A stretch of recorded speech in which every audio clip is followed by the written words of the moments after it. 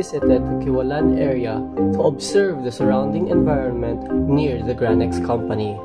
Although we were not allowed to enter the facility, we focused our observation on the community around it, an area close to the poblacion, where groceries, small establishments, and essential amenities are easily accessible. As first-time visitors, one of the most noticeable things was the smell. A familiar coconut oil scent, common to the area, yet new to us. For the residents, it is something they have grown used to over time. Abog na siya primero pagbuhat nila, abog na yun.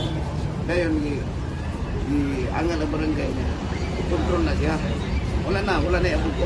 Sila gibuhat sa sulod para makontrol dito ang abog dito. Bali ang masimutan na lang nila ang muraglana na lang kung nasa sila gibuhat sa sulod. However, they also acknowledge the efforts of the local government and the company. Over time, emissions were minimized, and today, Granex continues to follow precautions and maintain a small controlled operation. But as we spoke to more people, another issue surfaced. Sabat kayo magabi. Ay magbugas sila ba? Sabat kayo. Andyan kayo lang mga. A detail that led us to look beyond what we initially observed. She spoke about not only air pollution but noise, constant, disruptive, and often overlooked.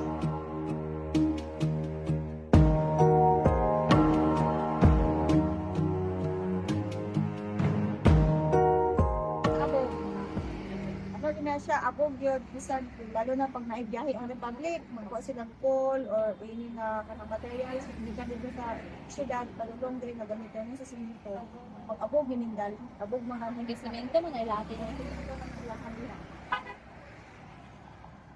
Napoy time nga mo kanang mo awas pud ang kanang misay ko nila diya, as in grabe ka abog siya.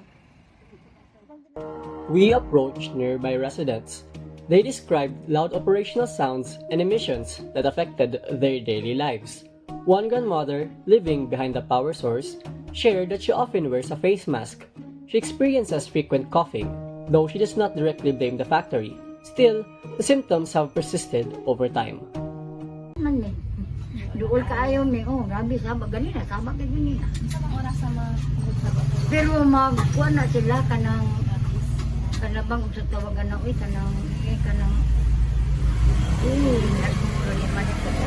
kanang bang magpaibalo na sila daan ba na sila kung sa imuhang nga kana sila mag-andad na sila pero kadyot lang. Some residents suggested we go further behind the source, where complaints about noise and air pollution are more common. However, due to distance and safety concerns, we were unable to proceed.